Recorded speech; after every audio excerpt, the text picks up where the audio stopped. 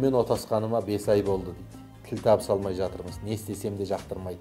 Менің оған деген көңілім суып қалды. Ажырасқым келеді, не істесем болады. Айтып отырмын ғой, енді ажырасу деген бұл қиын нәрсе емес.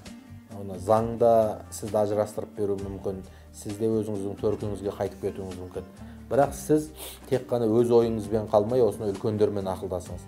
Шынында да кейбір жағдайларда бір-біріменен дәм тұзы жараспайтын бір сондай бір берекесі қашып тұрған тағдырлар болады. Ондай жағдайда ешкім ұстап тұра алмайды. Бірақ мүмкін бақытыңыз сол үйде шығар. Өйткені қаншама жас кезінде ажырасқысы келген адамдар екі жақтан сабырлық қылып, кейін сол күндерін күліп еске алып отыратын да отбасылар бар ғой. Енді бұл жерде сіз көңілім суып қалды деген сөзді айтып отырғандықтан айтарым, үлкендермен ақылдасыңыз. Негізінде дұрысы бұндай жағдайда қыз тарапынан, ұл тарапынан Құдайдан қорқатын әділдігі бар, өмірлік тәжірибесі бар адамдар шығу керек.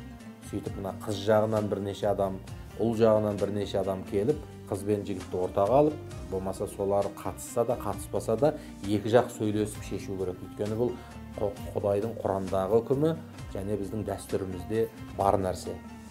Өйткені екі жақ суса беретін болса, ертең беті ашылып кетіп, тіптен қайтадан қисыны келмейтін жағдайға дейін душар етуі мүмкін.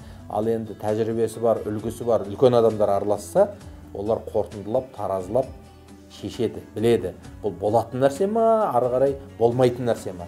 Сол кезде үлкендердің ақылдасып шешкен ісінде береке бар. Шынында да олар сізді ажырастырса, екі жақ келісіп отырып, онда сіздің басқа адамнан бақытты болып кетуіңізге мүмкіншілік ашылады.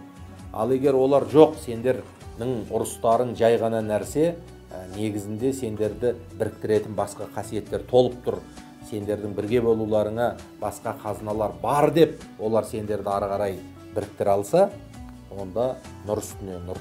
Сондықтан сіз үлкендеріңізбен ақылдасыңыз, әке-шешеңізге айтыңыз ортаңыздағы жағдайды, сіз тарапынан адамдар шықсын, күйеуіңізге айтыңыз. Егер ол тыңдап жатса, күйеуіңіз де өз тарапынан үлкендерді араластырсын. Бұл бір жеке тәжірибесі жоқ, қосылғанына 5 ай болған екі жастың өздері шеше салатын нәрсесі емес. Егер біз әрине тәрбие көрген, қазақтың дәстүрін сыйлайтын, кішкене мұсылманшылықты мойындайтын адам болсақ.